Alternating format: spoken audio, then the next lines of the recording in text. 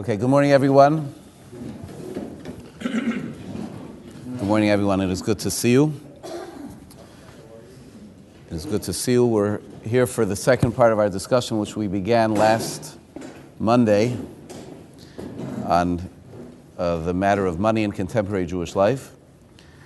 I want to express appreciation for the significant amount of input that I received both following the shiur and in person over the week, as well as many people who wrote input, which was very, very valuable, very helpful for me. Today, again, this is the second and concluding part of this series in the short term. These are matters which are not going away very quickly, and we view this as part of always of an ongoing discussion.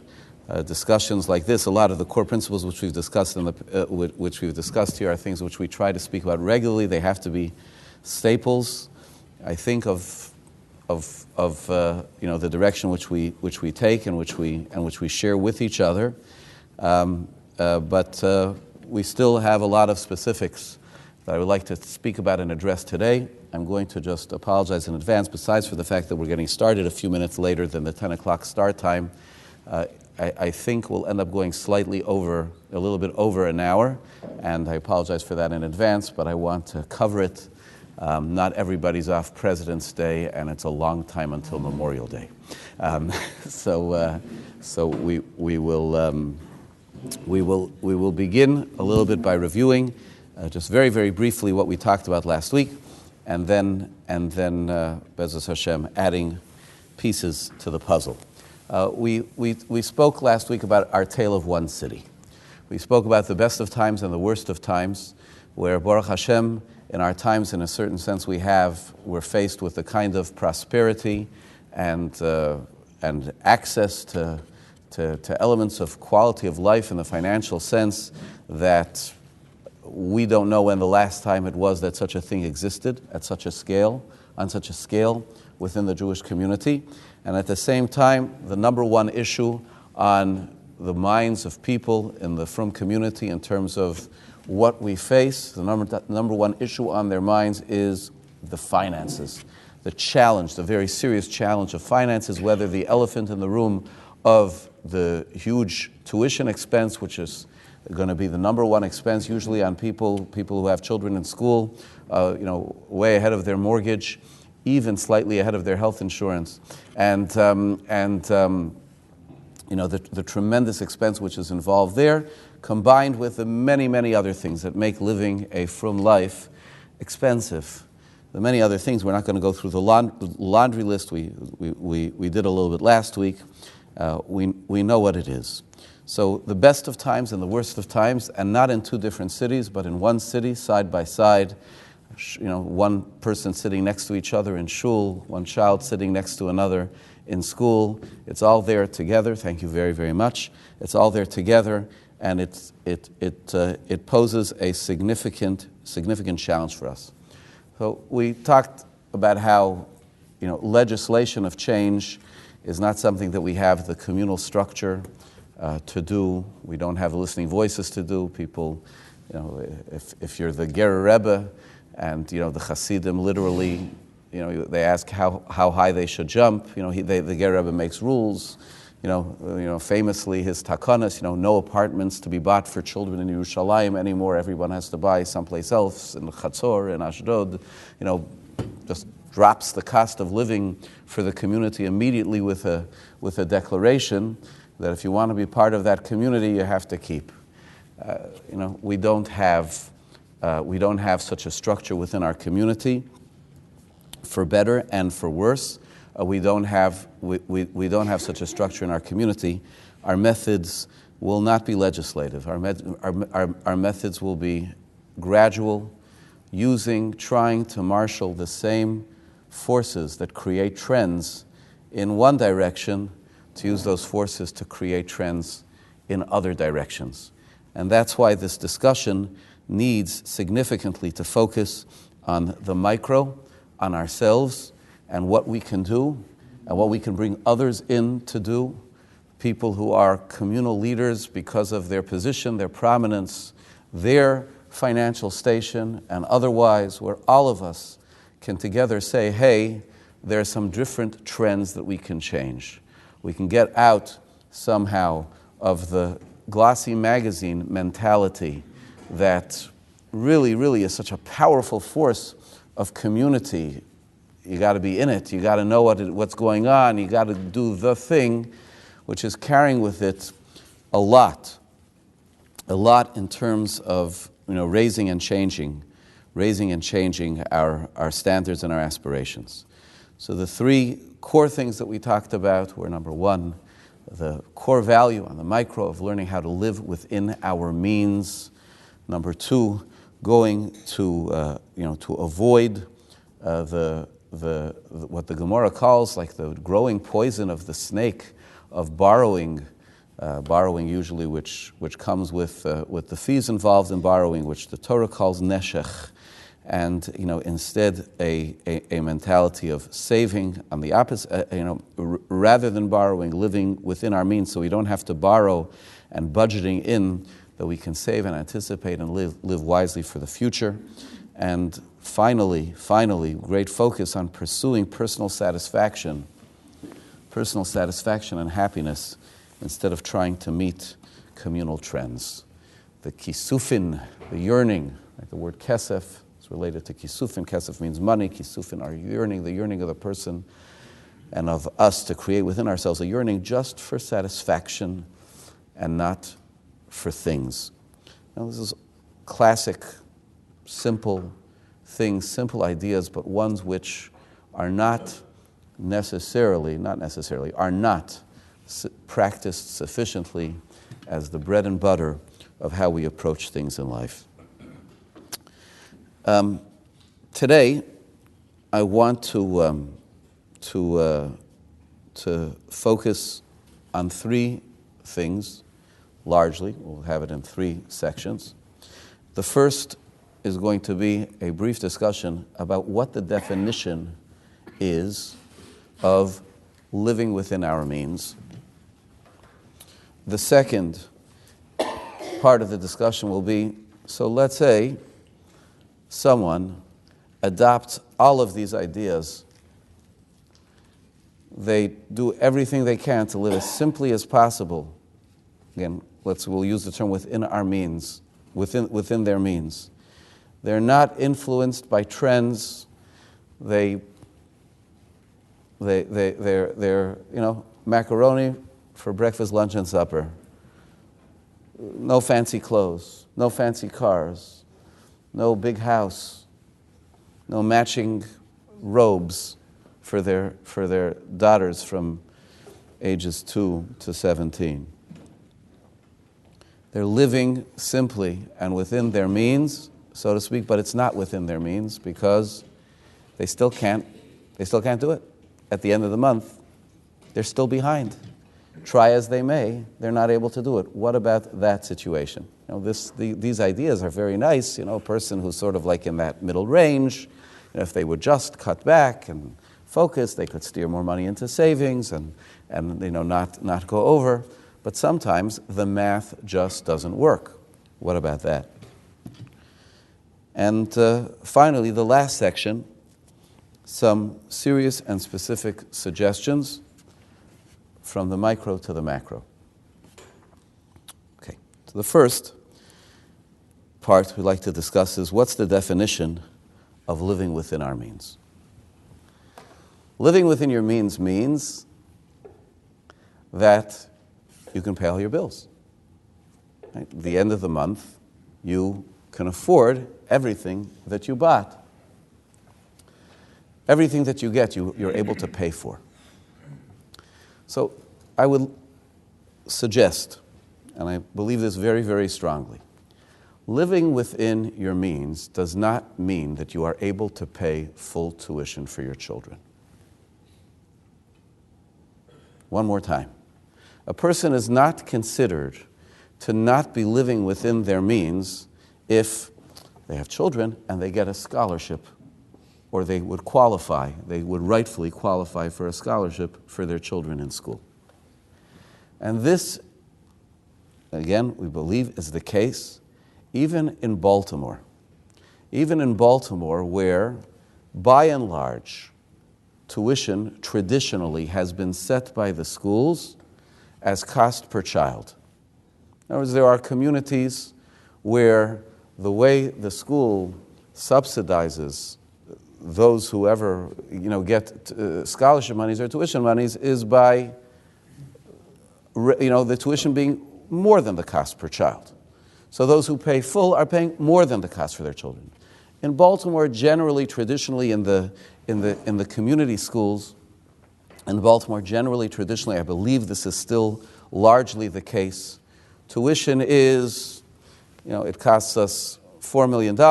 We have, 400 students, so divide 4 million by 400. What is that, 10,000, right? So that, therefore, the tuition is going to be set at 10,000 per child. So it's quote-unquote cost. So you would say, well, here, certainly, if I'm taking a scholarship, so then I'm not living within my means. I can't pay for my children. I'm not carrying my weight.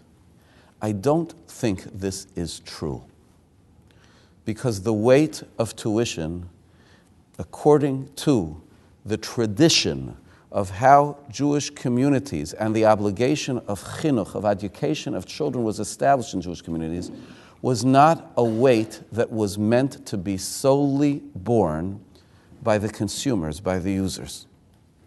If it was, then of course, it's your responsibility. There are 400 kids in the school. It costs $4 million to run the school, so then your piece of the pie for each of your children is $10,000. And no bulk rate either. Each student is going to be $10,000. But it is the responsibility of the total community, those who have children in school, those who don't have children in school, those who had children in school, those who never had children in school, those who have not yet had do not yet have children in school, those who don't send to this particular school but send to another school, those who would never send to this school. It's a responsibility of the community to provide for Tinokos Shel Beis Rabban, to provide public education for the students. Now, traditionally, it would not be accurate to say that it was the community's responsibility and everybody just sent their kids for free. There was what we call today in the world a public-private partnership, a mix between communal and consumer obligation. That's the way it went. Exactly what the formula was, how those were divided. There are many different models, and it didn't always function the same way. But let's choose a simple example. Once upon a time, not so long ago, where the cheder was a cheder. The cheder was a room. It was a room in a shul or something like that. So, the school building, so to speak, the infrastructure, whoever was administering over that person in the room, whether it was just, the gabbai of the community or the rabbi, before we got so sophisticated, which we need. It's a different world. We can't go back necessarily to those days exactly, although it's worth exploring some, out-of-the-box models. But then, so what was it? There was a Rebbe, a teacher, and there were 20 kids in the class, so the Rebbe had to be paid, divided by 20. No building, no other stuff. So some of it, the building was covered, so to speak, by the community. In most cases, more than that was covered by the community.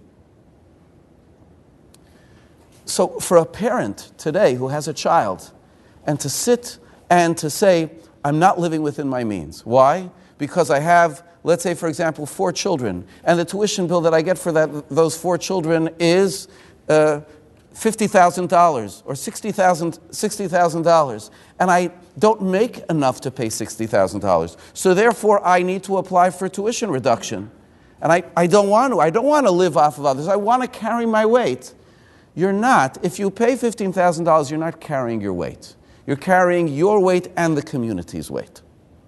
And the community is not carrying its weight, and that's why you're getting a bill for $50,000. So it's not a correct perception. I don't think people should walk around living with that kind of guilt, and I don't think people should be planning their family size based on that either. Saying, hey, how do I have a right to do this? I'm going to be putting a burden on the community. A person who has a larger family, the burden is placed primarily on themselves. They will be carrying much more. They are not some kind of parasite who sits back and says, oh, the community is going to pay for it. Okay, so the community subsidizes the tuition as it is supposed to a little bit. The community doesn't pay for everything else. The community doesn't wake up at night. The community doesn't drive the carpools. Right? That person is not a parasite. That person is a moser nefesh to bring more, better Jews into the world. And if people didn't do that, we would not be facing the miraculous situation which we are facing today, where the whole Jewish world is shrinking except Orthodoxy. It's because of that Mesiras Nefesh. It's because of that. That person's not contributing. That person is no way. Living within your means doesn't pay full tuition. A person who is entitled to a tuition reduction needs to get it. You say, okay, so everybody should take one automatically because the community should be paying. So we have to talk more about how the community should be paying, and we're going to get a little bit more to that later, in our hopes, dreams, and ideas. But that's not what living within our means means. That's one thing I think is very important to set as an understanding. What living within our means also doesn't mean is I'm doing what I think I need. I'm doing what I think I need is another discussion. Living within our means is something which is able to be seen on a balance sheet. This is how much money I made. This is how much money I spent. And if the money in the column of how much I made is equal to or more than the money that I spent, then I am living within my means. If it is less than the money that I spent, then I'm not living within my means. Now, sometimes our discussion is, sometimes a person's making a choice to do that, which moves us to talk about the situation. So we talked about it. Okay, so lower your expectations. You imagine you need this. I had a discussion during the week with someone who was here at the Shir, very, very responsible person, Osik B'tzorchei Tzibur, who said, look, where the problem is that people say, I'm living within my means, but my family needs to have this, and my family needs to have that. And I said, you have to understand, again, if they're meeting the payment at the end of the month, we won't even talk about their obligation to save for the future, but let's just say if they're meeting their payments, their obligation of the month, then they are living within their means, if not. Well, why are they going over? They argue that they have a need to go over. Okay, fine. We can discuss that, and let's talk about that. But living within their means is a mathematical question. It's a mathematical question. Does what comes in equal to or exceed what goes out? Then one is living within our means. So what about someone who adopts all of the above? Who adopts all the things that we said before, that they try to be careful to live within their means, they live modestly, they're not influenced by communal trends, they don't keep up with the Schwartzes, they're doing what they can, but they still can't make ends meet.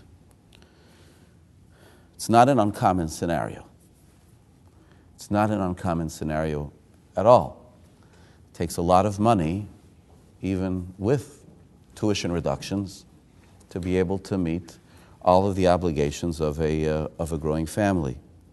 And a person's not always, when a person goes through some kind of a financial workup, so we say, what do you say? There's two kinds of things that you can do. One is you can lower your expenses, and the other is you can raise your income.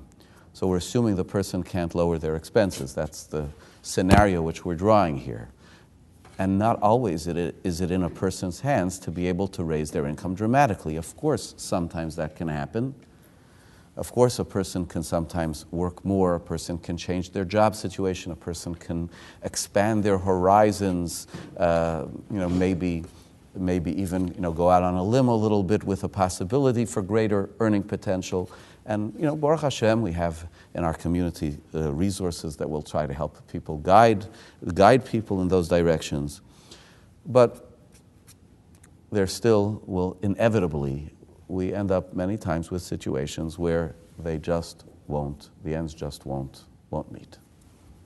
Sometimes won't even see each other. So what do we do?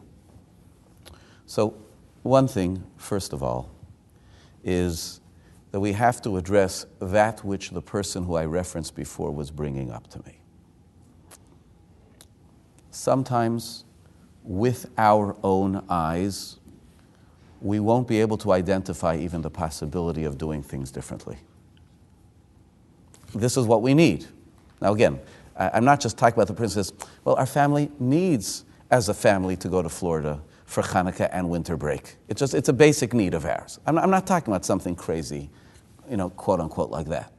But even just what's there, it is very worthwhile for a person to engage in the process called budgeting. A small fraction of people in the world do it.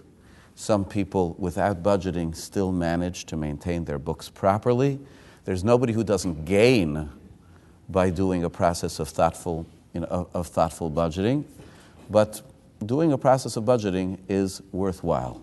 There are simple spreadsheets that exist for people to do a budget, to list their standing monthly expenses and extra expenses and discretionary expenses and so on and so forth, and the income that comes in. We have in Baltimore a branch of an international organization called Mesila that's specifically dedicated to helping people with free consultations to sit and to do a budgeting process. It's good to do it with someone because we only have our own experience. And when you do it with somebody, while of course nobody's so excited to open up their books and their lives to somebody else, but at the same time, the benefit of an outside pair of eyes that could help us perhaps identify where, maybe there could be something different. Or maybe there's a savings out there that you don't know about. Is very worthwhile. And that is something which I would very, very strongly encourage. The second thing is, I almost feel, I don't want to confuse the video camera, I almost feel like I should stand up for this one. It is so important. Yes, sometimes people can't make ends meet. And therefore, at the end of the month, they have a problem, they have a hole. There is a way to go into debt that is better than another way to go into debt. If a person is not making ends meet, this is typical scenario and approach, because it's hard, it's painful, it's embarrassing not to make ends meet. And we have, as we discussed last week, we have a method that solves this problem without any embarrassment whatsoever, without virtually any effort whatsoever. And let me introduce you to it. This is it. You get it? Almost anyone qualifies for one of these things. And you just go into the store, right? You can't make ends meet. You need to buy groceries for Shabbos. You put it there, and nobody knows about it. You get the bill at the end of the month. You're not able to pay it again. You use your credit cards, pay them fully at the end of the month. They're an electronic way of taking care without carrying around cash. Gesundheit. You can't pay it at the end of the month, and it's going to grow, and it's going to grow, and it's going to grow. And, it may not be embarrassing. It may not be even painful for a while. When it starts to get painful, so then the method is you don't even open the mail. You certainly don't share it with your spouse, so she doesn't realize, or he doesn't realize, what a hole you're getting yourself into. And before one knows it, it is a huge, huge, huge mountain, rather than but it was only a couple $100 a month that I was short. It adds up, it adds up, it adds up. And because this is something which is painful, and because this is something which is embarrassing, the way many times people deal with it is by avoiding the issue and using this current easy way out. Imagine for a moment if there was no such thing as a credit card. There was no such thing as a credit card. And there wasn't even sort of like an easy thing. Like in America, I think it still is by and large this way. In Eretz Yisrael, they have this, gemachim networks where it's almost like standard. But imagine that when you were short and you had only one eitzah, which was to go over to somebody, to look them into the eye and to say, I need to borrow some money from you in order to be able to make Shabbos. I need to do that. That would in itself make the person somehow try to figure this out before it gets too big. It may, in fact, be the case that what a person would need to do would be to turn to others for help. I'm working, I went through the budget, we're doing our best, trying to make a little bit more money. We are spending responsibly and conservatively, but we're still not making ends meet. We may need some help. Maybe we need some help from family. Maybe we need some help from community. Baruch Hashem, there are resources that exist. Those resources become strained and stressed when it's a mountain that they're dealing with. They are not nearly strained or stressed when it's a small little differential that they have to deal with. And it's difficult. It's difficult for a person to turn to others for help because we feel, hey, I'm supposed to be meeting this. But, my friends, number one, it's so much better to do it now when it's small and to do it proactively and wisely than to wait for it to grow into this mountain, because the little bit of embarrassment will be replaced, heaven forbid, by desperation, humiliation, Rahman al-Itzlan. And I would say to everyone, even if you're not at the beginning of this journey, you're already on this journey, maybe you have already 5 digits of credit card debt, that has accumulated, or the like. Sit down and address it today. Reach out to someone. You can reach out to me. I won't solve the problem for you. I haven't got a clue, but I know a lot of good people who spend a lot of time sitting with people, thinking, strategizing how to be able to address those kinds of things. And it's amazing what can be done. And then suddenly, instead of the person living with a panic about the mail and the phone and just like knowing what's out there, or that somebody else in their family is going to find out about what's out there, suddenly it's addressed, not necessarily completely painlessly, but it's addressed, and we have a path. And we have the menuchas hanefesh, which is the most important ingredient for us to be able to function well in life. So again, number one, person finds themselves in this situation, do the budgeting process, and perhaps do it with somebody else.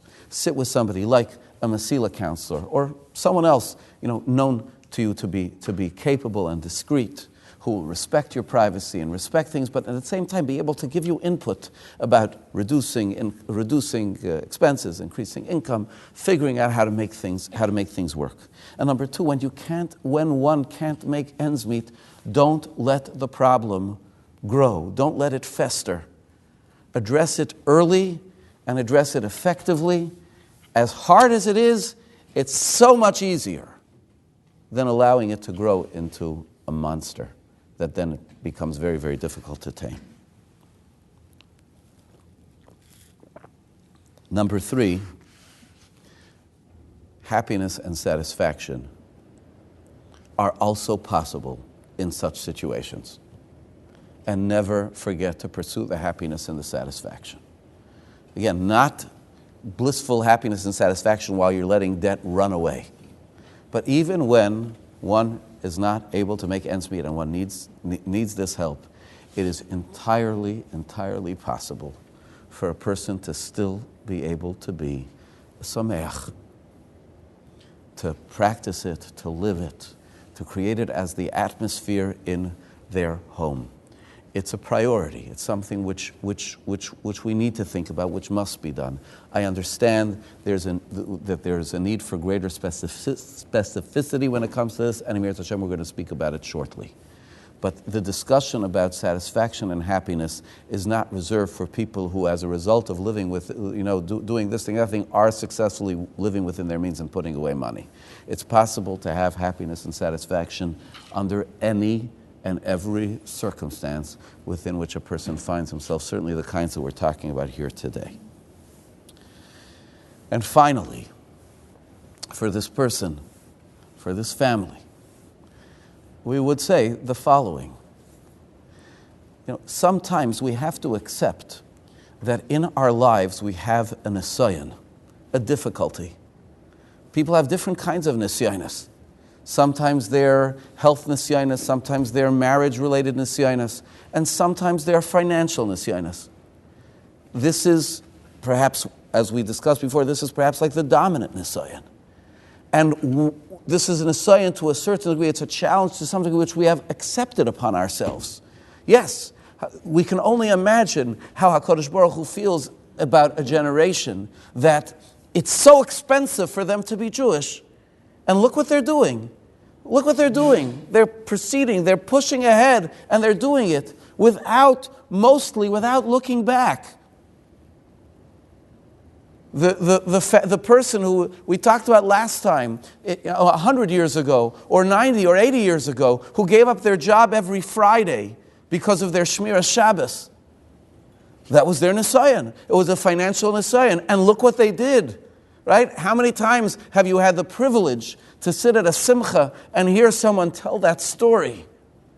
And you know that family that you see arrayed there in front of you is a result of that story, is a result of that Mesiras Nefesh. And that's what you're doing now. That's what you're doing now. One person gave me an example who was talking to me, writing to me. One person gave me an example of the fact that they said, in-state tuition is much cheaper than out-of-state tuition. If you go to a state school in the state in which you reside, it's much cheaper than if you go to school out-of-state. And a person said, I'm still paying, 20 years later, I'm still paying off my student loans because I went out-of-state. Because where did I go out-of-state? Because I came from a state where there was basically no community for me as a young man going to school, and I wanted to go to school in Baltimore. And to be in a Torah environment, to be in Ner Yisrael, and then to be afterwards in a Torah environment in this community. And because of that, I racked up college loans, and I'm still paying for it. And the person said, and I have no question, I made the right decision. There's no question, I made the right decision. But I'm still paying for it. And that person made the right decision, and their children, their family, Be'ezus Hashem, at the right time, their grandchildren, their great-grandchildren, Oskim B'Torah v'mitzvos me'irim es ha'olam. That's a result of this Mesiras Nefesh. So it's hard. It's hard. Nothing takes away from the fact that it's hard. But it's awfully different when a person works hard for something that there's a real benefit for. Hazayrim b'dima barina yiktzayru. We plant with tears, we harvest with joy. And there will be a day of harvest. There is one already, right? The person in the situation, look around, I'm sacrificing, but look what I have. Look what I have. And that's not something to overlook, and brings us now to the third phase of our discussion. So we talked a little bit about what the definition of making ends meet is. We talked a little bit about the person who's not able to make ends meet, what they should do. The different pieces we just went over about what they should do, whether the budgeting, dealing with debt before it grows large, continuing to focus on happiness and satisfaction even within that framework, and realizing and to some degree embracing and recognizing this is the Nisayan and we're doing it for something great. So the last phase of our discussion are some specific and serious suggestions from the micro to the macro. And we're going to start with digging a little bit deeper here into the micro. We've spoken just now about satisfaction in a situation of Nisayan. We've spoken about in a situation where a person can't make ends meet. We've spoken about breeding satisfaction so that, in fact, we will be more likely to be able to make ends meet. Now, how do we create satisfaction? How do we generate such satisfaction? How do you generate a feeling? How do you tell somebody, be happy? How do we help our kids develop such feelings? How do we say no to our children when they ask for something that doesn't fit with our family goal of living within our means? How do we manage marital differences on something like this?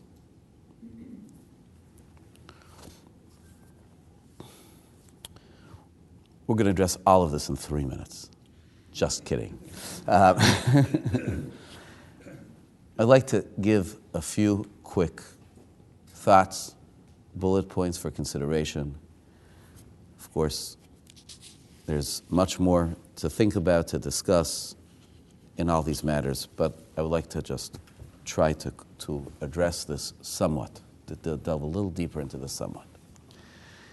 The question of creating satisfaction or legislating satisfaction is an old question.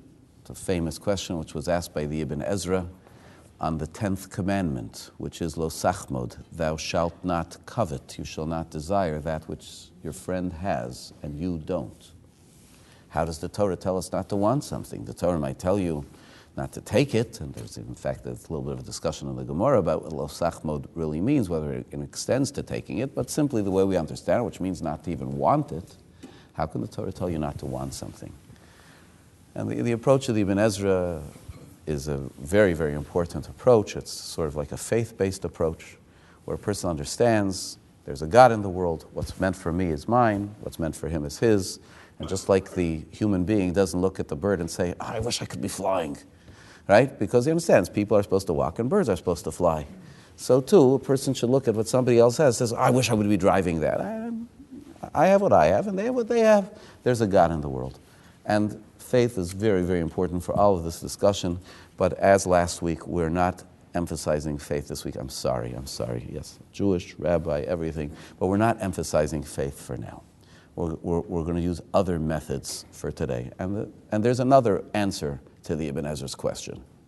It's a classic, old, simple answer, and that is that people make a decision in life, and the decision in life is, am I going to spend my time looking at what I don't have or looking at what I do have?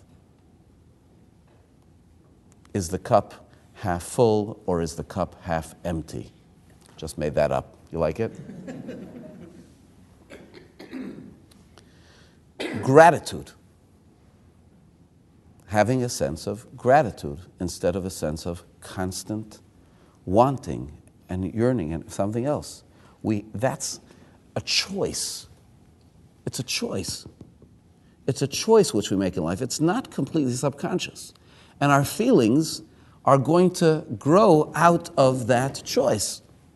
If we make the choice to dwell on appreciating and being grateful for the things which we have, the feelings of missing and wanting and yearning are not going to be nearly as strong. It's just a reality. It's a result of conscious choice.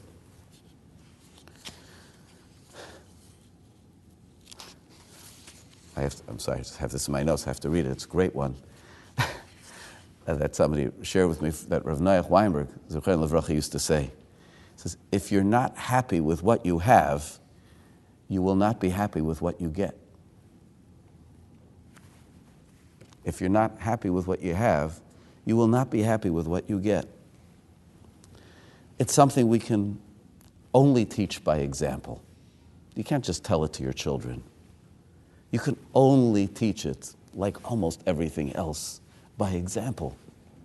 We need to work on it ourselves, to be living as happy people, to be living with gratitude instead of with wants and with needs. There's a vort from Rav Shamshon Raphael Hirsch. I love it. He's actually saying it over from someone else. It's found in his commentary on Pirkei Avos, where in the Mishnah it says, Rav Shimon Gamliel said, I grew up amongst the Chachamim, amongst wise people, and I found nothing better for the body than silence. And it's a very strange expression. You would understand if you had said, and I found nothing better than silence. It's good for a person to hold their tongue. What does it mean, I found nothing better for the body than silence? So what Rav Hirsch writes there as a commentary, again, and it's not original, it was written before him, he cites it from elsewhere. He says that in life we have matters of the body and we have matters of the spirit. What I have found, Rav Shimon Gamliel said, is matters of the body, just be quiet and take care of them, excuse me. You want to have conversation, you want to talk about stuff, speak about bigger things, loftier things, higher things. The more we spend of our time, of our energy, of our conversation, talking about physical things, amazing recipes, restaurants, decor, clothing, stuff like that, that doesn't produce chachamim. It's not the conversation of an am chacham v'novin, of a wise and understanding nation. Right? We don't need it to have accepted. Of course, yeah, we're human beings. We can live in nice, beautiful environments and so on and so forth. Kil achar yad. There's a way that you could say, okay, you know what, do me a favor. I don't want to spend time on this, but Hashem has blessed us. We've put away lots of money, but we, for the future, so we're not like at any risk, but we can still,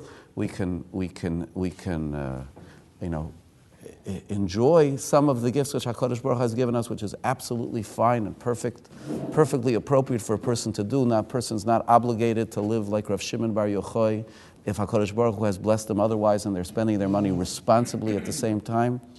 But does that mean that, therefore, I have to involve myself full-time in figuring everything out? So I said, okay, look, so whatever it is. We'll spend an afternoon, we'll get what we need to get. Or we, who are able to afford it, will hire that someone and they'll just fill the place up. Does it have to be my preoccupation for weeks in our conversation? We're going to compare this and compare that. The more our conversation is about that, the more we spend of our time and our energy on material things, the more impossible it is to try to live the value which we just were discussing a minute ago, which is to just be grateful and focus on what we have. It doesn't work. And if we as adults do it, then we can't expect our children to do anything else. We can't expect our children to do anything else. A third little thought on this matter. So sometimes we have to say no. Sometimes we have to say no. How do you say no? How do you say no to a child when they want something? Well, first of all, you are doing it in the context of helping them understand why. You're not just saying no. A child who you say no to should be helped to understand why. That doesn't mean the child's going to say, thank you, Father. You're so wise and prudent in all your decisions, and I appreciate the fact that you had to say no to me. It doesn't work with not buying him something any more than it works with not letting him have the computer, or whatever it is, or do whatever else the child wants. But explain. The classic vort of Hayadvar Malela al Levavecha. It says in Kriya Shema, these words should be upon your heart. It's a strange expression. Shouldn't they be like in your heart? Like you're supposed to love God Bichol Levavcha, in your heart. Why say upon your heart? So it's attributed to Chatzker. I once found a hint to it in a Rishon that he said, say it to the person, let the words be there, sitting on their heart. They won't go in right now, they just can't listen to it right now, but it'll be sitting there. One moment, the heart's going to open up, it'll plop in. Explain it. They may not accept it right now, but it's there. It's there, and it comes in the context of teaching values and living those values, because you say no to yourself too, right? If you just say no to your kids, it doesn't work. Again, you also have to say no to yourself, and to say no happily, with that same gratitude, right? Austerity is terrible for chinuch. Austerity in the sense where the person is austere and living deprived, that's very, very difficult. The Chazal say, but Chazal say, anius maveres al das koinai. Poverty makes a person give it up. How many times do we have kids who reject the religious teachings of their family because it came along with what they saw as deprivation and poverty? And so you need to always teach the satisfaction. No doesn't mean no to happiness. It doesn't mean no to satisfaction. It's tricky. It's complicated. It's complicated especially with children, but it's not out of reach. And furthermore, there's always a yes that can be given. You may not be able to say yes to the particular request, but there's always a consolation prize. And the consolation prize doesn't necessarily have to cost money. The consolation prize could be, I'm sorry I can't do this. Mirat Hashem, tonight, we're going to go to the park and throw around a ball for half an hour. It's yikara mipninim. That's more precious than pearls. It's much more valuable than anything you can buy for your child. And if you realize, when you're depriving them, quote unquote, of something that you have, and you work to give them something that you can afford, which is yourself,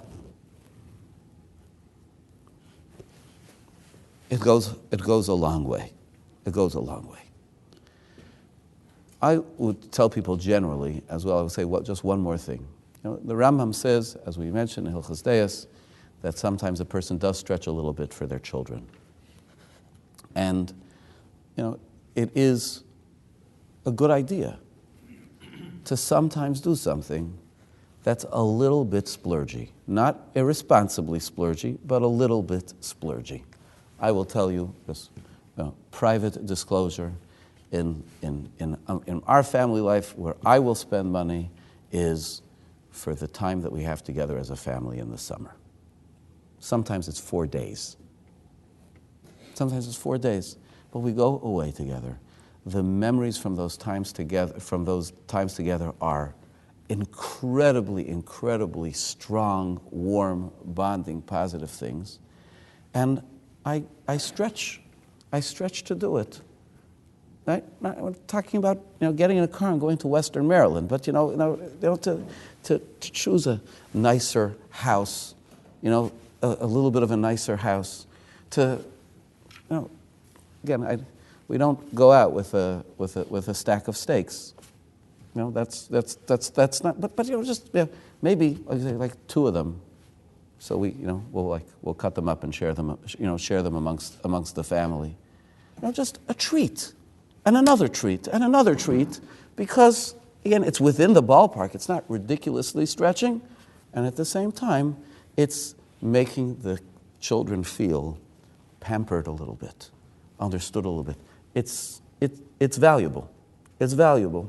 There's a reason why the Rambam says for some things you should stretch a little bit.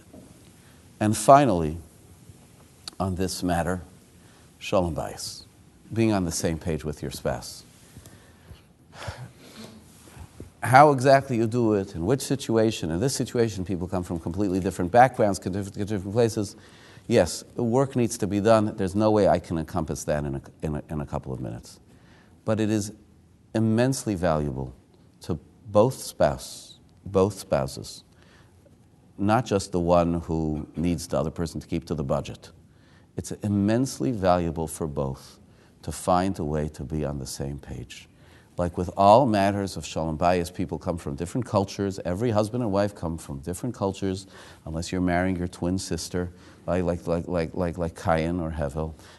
Those didn't work out so well either. But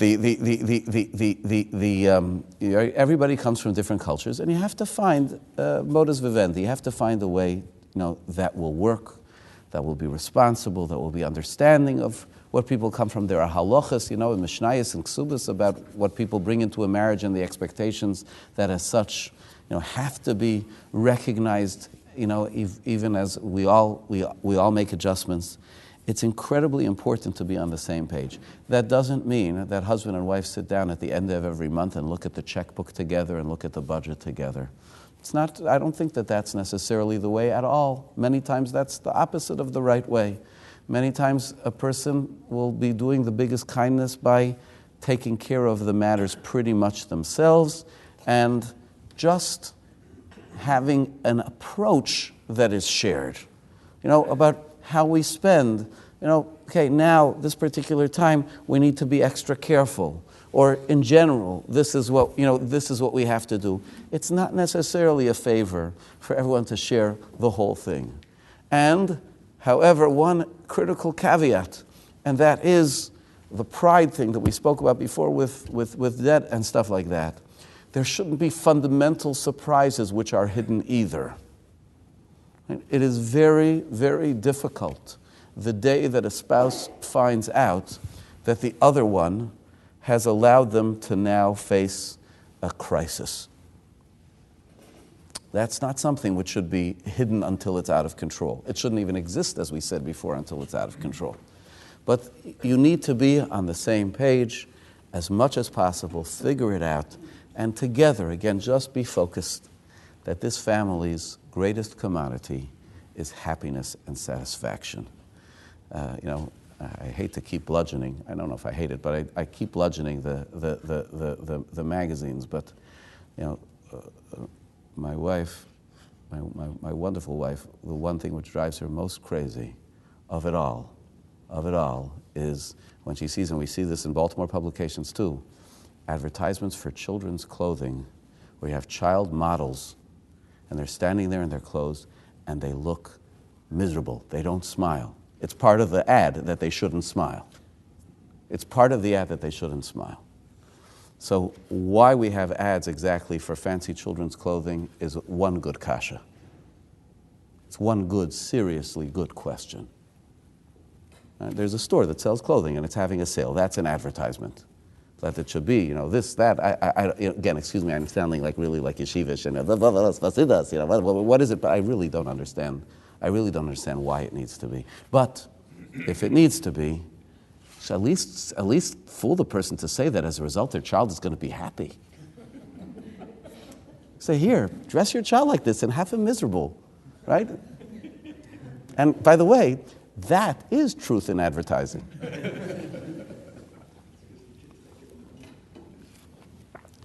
Okay, next. Micro and macro. Something which is very important and on many people's minds, and that is, how do we, parents, communal institutions, communal trends, educate our young adults so that they will be prepared for the coming financial responsibility?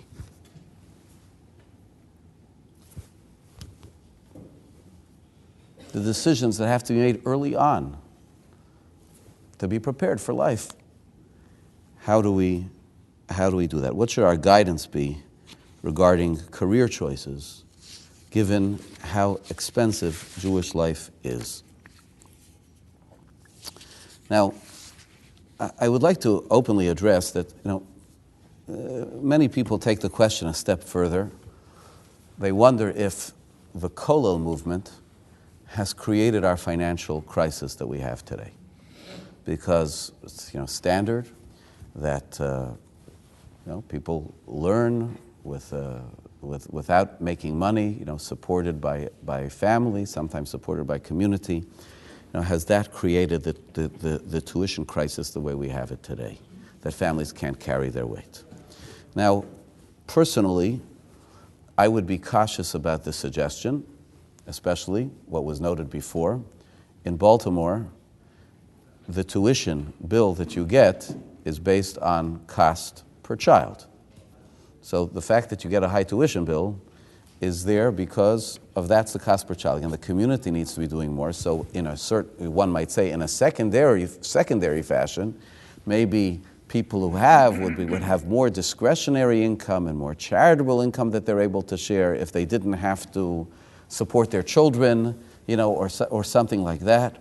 But it's not like we're paying more because they're not. That's just not the way the math goes. Again, if we were charging $25,000 when cost was 15, because there are, for every child paying 25, there's a child paying 5, we're not paying, then that would be okay. And it may be that way in some communities. I don't know. It's not that way. It's not that way around here. So to simply draw a line like that would not be correct. But there is still a major question to be asked, which is, okay, but how are those families going to be able to do it?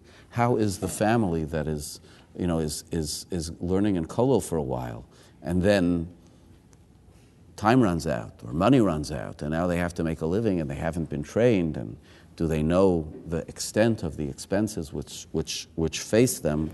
How are we going to be able to do that, to deal with that? And that's a fair question and a real question. And I would say that it absolutely behooves parents, teachers, communal institutions, communal trends to have those discussions. Parents have to have those discussions with their children.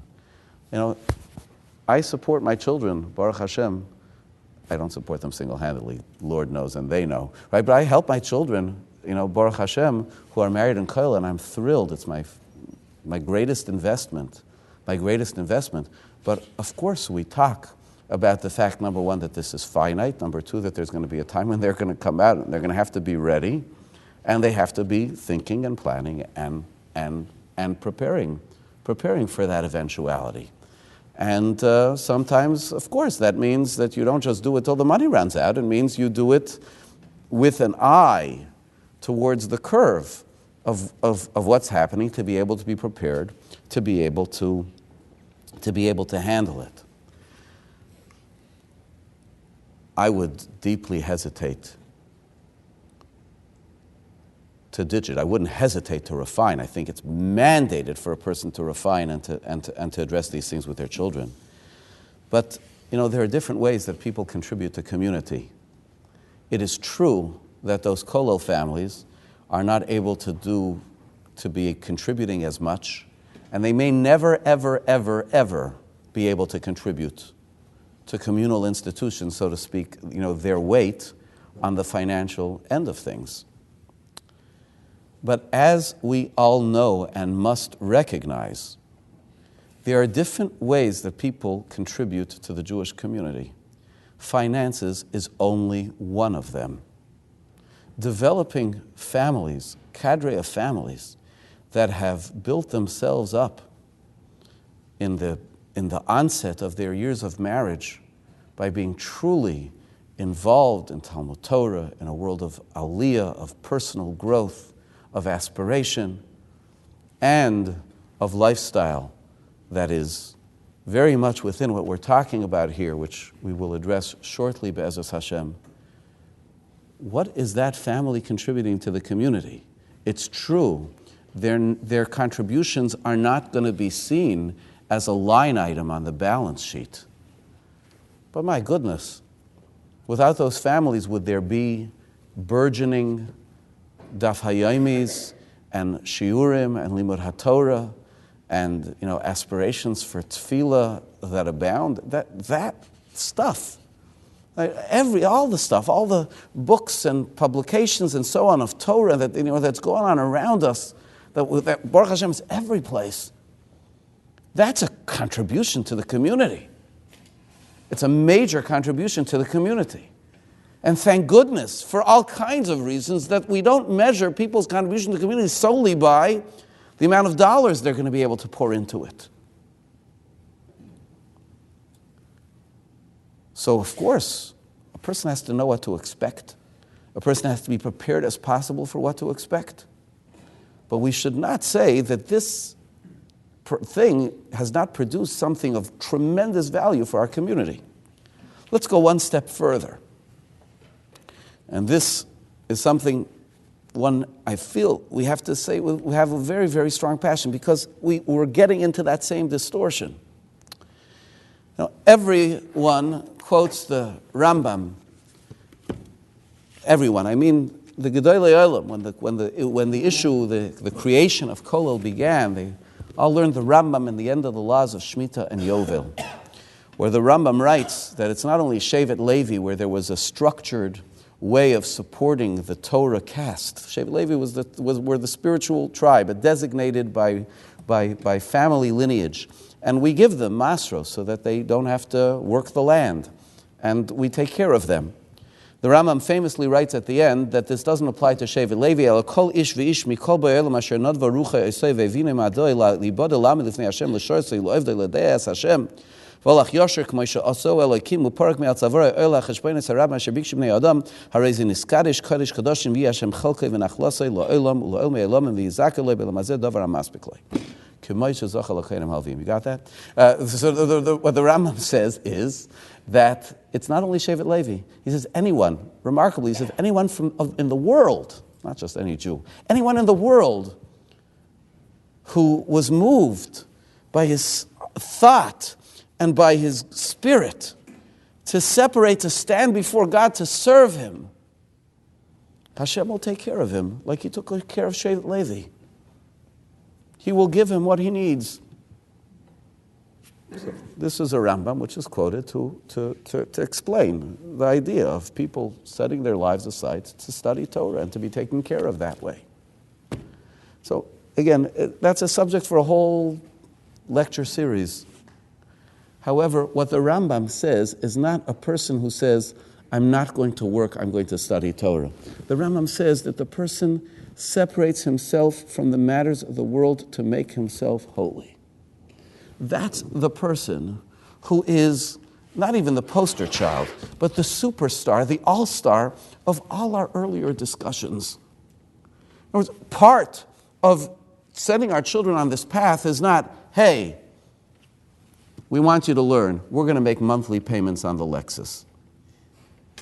No, it's, we want you to learn. We want you to have a life of holiness and purity, engrossed in the world of the Spirit.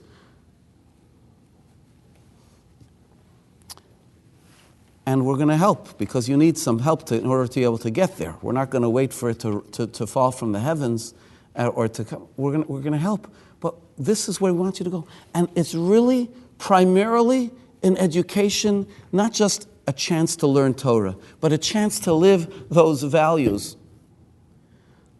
I so strongly know from my day, things have changed, life has gotten more expensive, but when I was a student in yeshiva and when I was in the kollel, there were people who lasted in kollel for a long time. And as I went over them, it was the rare exception who either had wealthy parents or in-laws, or whose wife had some kind of a killer job making a lot of money. Most of them, their wives were teachers in Beis Yaakov, which was paying then just about what it's paying now. Right? It was never a great income. But you know what was outstanding about those families? They didn't need much. They were low maintenance. They were mechubadim, but they were low maintenance. Their sustenance came and their happiness came from the Spirit. That's a big part of it. It's a big part of it. And I think in our institutions, one of the ways that we are failing is that because we have, Baruch Hashem, so much bracha and so much wealth around us, and our institutions are sometimes needing the benefits and the help of those with great wealth, we're starting to culture our institutions like country clubs. They're too nice, excuse me. They're too beautiful. I know it's nice to have kavod Torah, but we have to have Talmidei Chachamim who grow up understanding that there's a beauty just to the Torah. And whether it's our buildings, whether it's our events, whether it's our things, we have to value simplicity. We have to value simplicity. I want to just end this segment, this piece of it, and before we go to the last piece, and just share with you something really amazing. The Netziv in the Hamak Davar, in just the parsha we read last week, Yisimcha Elokim K'Ephraim V'Chemenashe. So Netziv has a discussion which he has here and in other places that Yosef's two sons, Ephraim and Menashe, were two different types. Ephraim was always hanging around Yaakov Avinu. He was the outstanding student of Torah. And Menashe was always hanging around Yosef HaTzadik. Like Yosef was the master manager, the king, the agricultural czar of Mitzrayim. So he was the man of the world. It was Menashe and Ephraim. And Yaakov put Ephraim before Menashe because of Ephraim's spiritual greatness. So the Netziv, develops this. It's altogether very, very beautiful. I encourage you to study it if you have a chance. We talked about it in the shiur we're doing these days of the Netziv on the Parsha. You could probably even catch a recording of it this past week. But there are two things which are very worthwhile, I think, to note that the Netziv says. First of all, he says, Ephraim and Menashe are not Yisachar and Zevulun. Right? We're used to the Yisachar and Zevulun, right? Yisachar studied Torah. Zevulun worked and shared his profits to make it possible for Yisachar to study Torah. But it's an interesting thing because, as you know, the Torah puts Zevulun before Yisachar. V'zos habracha, smach Zevulun b'tzeisach v'yisachar, because Zevulun made it possible for Yisachar. Zevulun came before Yisachar. Yet, by Ephraim and Menashe, the whole thing which made everything go up was that Yaakov put Ephraim before Menashe. If Ephraim and Menashe are a Zevulun Yisachar situation, it should have been Menashe before Ephraim. Says the Netziv, Menashe didn't make it possible for Ephraim to learn. Menashe was growing the world materially, simultaneously while Ephraim was growing the world spiritually. They were independent of each other, but each one was contributing their great thing to the world. So that's a very important perspective. Note what we were discussing before. Some people are going to pay the bills, and that's going to be their contribution, and others are going to contribute in other ways. But then the Netziv says something amazing. Because there's a Targum Yonasan ben Uziel. We have the translation of Onkelos, which is pretty much mostly literal, and then we have the translation of Yonasan ben Uziel, who inserts all kinds of midrashic things. There's a Targum Yonasan ben Uziel on Yisimcha Elokim K'Ephraim V'Chemenashe that dozens of commentaries have been written on. What is it? The Targum Yonasan says, with you, the Jewish people will bless their children on the day of their bris, Yisimcha Elokim K'Ephraim V'Chemenashe. On the day of their bris, they'll say Yisimcha Elokim K'Ephraim V'Chemenashe. Now, Ashkenazim, we do it every Friday night. We don't do it at a bris. Sfardim say Yisimcha Elokim K'Ephraim V'Chemenashe at a bris. But why only at a bris? So listen to what the Netziv says. He says, when your child is older, you're not going to say Yisimcha Elokim K'Ephraim V'Chemenashe. To one child, you'll say Yisimcha Elokim K'Ephraim. To another child, you'll say, I know you, Yisimcha Elokim K'Menashe. There's a child who's going to be this great Torah scholar. There's going to be a child who's going to be this person who's good in the world. And we bless them. You should be a superstar in this. You should be a superstar in that. But you're not going to say K'Ephraim V'Chemenashe. At the bris, you have no clue. Kid's 8 days old. Is he going to be an Ephraim or is he going to be a Menashe? At the bris, you say Yisimcha Elokim K'Ephraim V'Chemenashe. Later, make up your mind, decide, is he going to be an Ephraim or is he going to be a Menashe? Isn't that priceless? Hey guys, ladies, isn't that priceless? At a certain point, you recognize, you nail it, and you send him on his way. Again, that doesn't mean the Torah study isn't valuable for Menashe, and it doesn't mean that Ephraim forgets about what a budget sheet looks like. It doesn't mean that. But figure out their excellence and send them on the path. That's not just a job for schools It's not just a job for parents. It's a job for society to recognize that working is not a b'di'evid. Choose a career that's going to make you real money to be able to support your family if that's what you need, or if you're going to be supporting the world spiritually and that's going to be your thing, then figure out the career that's going to get you by and learn how to be really, really satisfied. Learn how to be really, really, really satisfied. Make those choices.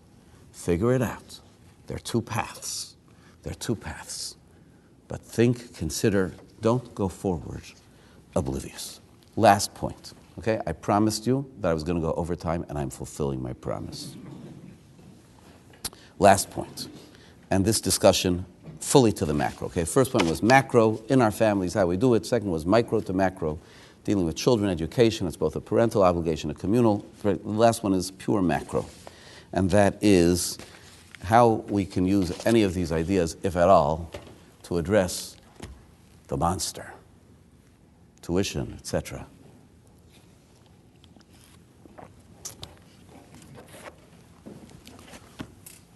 I want to learn with you a Gemara. It's a beautiful Gemara, favorite Gemara. Bava Basra Daf Yud Amud Aleph. Tanya, Hauer Rabbi Meir Omer, Yesh le lebal adin lashivcha v'lomer lach im elekechem oyev aniyim hu mipnei ma'inei mefarnasan. The one who would debate could say to you, if your God really loves the poor, which it says in Tanakh many times that Hashem loves the poor, why doesn't He take care of them? Why are they poor? Good question. Tell him, you know why? So that we, through them, should be saved from hell. In other words, we get the chance to give them the money that God wants them to have. Hashem makes man His partners. There are the haves, the have-nots. Sum total is everybody can have. The Gemara here tells us, I think it's fair to extrapolate a very important principle, which is that everything that is needed in the world is in the world. We have all that we need. We just need, excuse me, I know some people will say this because of that, I'm saying this because I didn't vote for Trump. We just need a redistribution of wealth. No, not a legislated, mandated redistribution of wealth. We started off and we said, there ain't going to be no legislation. There is no legislation that we have or that can work. Right? Charity is where a person volunteers to say, hey, Rabbeinu Shalom, I know you wanted this there, and you put it in my pocket. I realize it, you put it in my pocket, so it should go there. And that doesn't mean I take everything out of my pocket and give it there. No. Hashem put it in my pocket, so I should be a person who has, but who's able to share well to be able to give. Is there enough money out there to address the financial crisis that faces the Jewish community? So I would say, again, I'm not an economist, and in some ways I'm really bad at that stuff, but it appears to me, both as a matter of faith and as a matter of practical observation, that there is plenty of money for that. As a matter of faith, this Gemara that I just read to you is a good expression of that faith. HaKadosh Baruch Hu did not create the world wanting. He created the best of times and the worst of times. He created plenty and He created need. There might have been other times in Jewish history and other communities in the Jewish world where that question might have been more poignant. But in America, and here we go to the practical look at the matter, it's hard to imagine. It's hard to imagine with all the money that's there for printing all of those glossy magazines, for all of those incredible things that are advertised, that are made just from people, with all the money that's put into homes and cars and clothing and simchas and yeshiva dinners. You think there isn't enough money to address this? In our hick town of Baltimore, right? There's currently a $10 million campaign to add to one school's building, a $20+ million campaign for another school's campus, and guess what? They're doing it. They're doing it. Okay, it's a one-time deal, and everybody likes to give to buildings. Nobody likes giving to operating. Sounds a little bit like the problem we spoke about before, writ large. Where's the financial discipline in that? Where's the financial discipline in that? We won't pay to keep the gas and electric on, but we're going to make an expansion for our house? I think the money's there. I think the money's there. It's not in my pocket. But I think the money's there as a community to some degree. Some of it's in my pocket. Maybe I could scale back on some things and the money would be in my pocket. It goes back to how we started this whole discussion, which is there are God-made crises and man-made crises. And even if this is not a man-made crisis, but there's in the hands of man to be able to find a solution to this crisis. I think communal ethics, communal values, organizational ethics, organizational values would make a dent.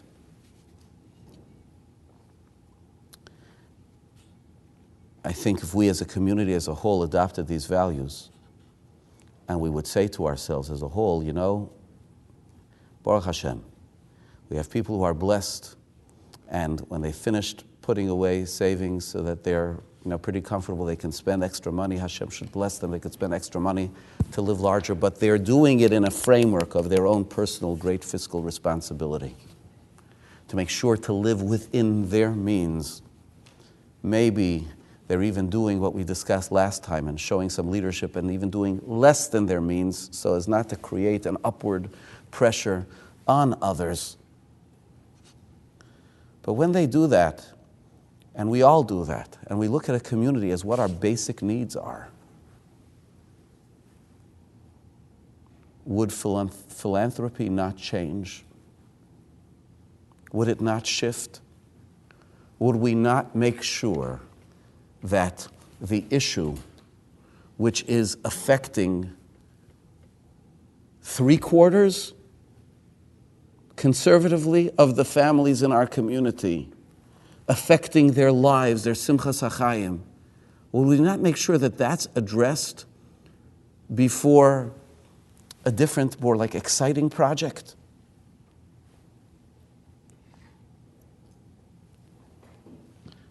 I would even think, and this is unfair of me to say, easy for me to say, but I would nevertheless say it as a dream and a challenge. In the world, not the frum world, there's a movement which is called the Giving Pledge. It came from Bill Gates and Melinda Gates and Warren Buffett, if I'm not mistaken. They certainly were the first most notable participants, which challenged the super wealthy to give away a minimum of 50% of their money to charity, either in their lifetime or as part of their estate. It's an incredibly inspiring thing to see. I haven't gone on that website in a couple of years, but it's worth it. Go on the website. I'm going to do it again, Bli Neder, and read it. Each person, it's a long list of people. Amazing. A lot of them Jewish, a lot of them not. People with, I think the minimum net worth, I forget what it is, but the minimum net worth, I don't even know how to write, to be able to, like if a person's like, leaving, 100 of their $200, they don't get on the Giving Pledge page, right? They have to have like $1 billion or something. I forget what the amount is. A lot of money. And each person writes a statement, like a little letter about what they're doing, why they're doing it. It's an amazing thing. And what happens is, like the people, they say to themselves, they said, God or fate, if they don't believe in God or whatever else it is, the luck of the draw has blessed me with something. And, if I gave away half of it, and I kept half of it for my children and grandchildren, we'll be fine. But we can make a world of a difference. We can change everything. We can change everything. And that is, we have the money today in the Jewish community for that. We have it. I don't have it. We have it. And we can really, I think as a community, if we would be shifting gears to think about addressing our needs before going out, so to speak, for luxuries, it would be a paradigm shift with effects on many, many levels, and could even, not legislated, but aspired, could even really change things. I would guess. I'm happy to hear challenges to the argument. And again, I'm not coming to say to anybody, this is what you have to do, and it's who am I to say? If I was a billionaire and I said, and I'm going to start with the first pledge of $500 million, this would be much more impactful, I realize. But we're here to think and to talk. And I see this giving pledge, even though it's like fantastic and outlandish, I see it in the context of what we're talking about. The Mishnah says in Pirkei Avos that there are 3 midos of Avram Avinu, and that everyone who has them, follows, is considered a student of Avram Avinu, a child and a student of Avram Avinu.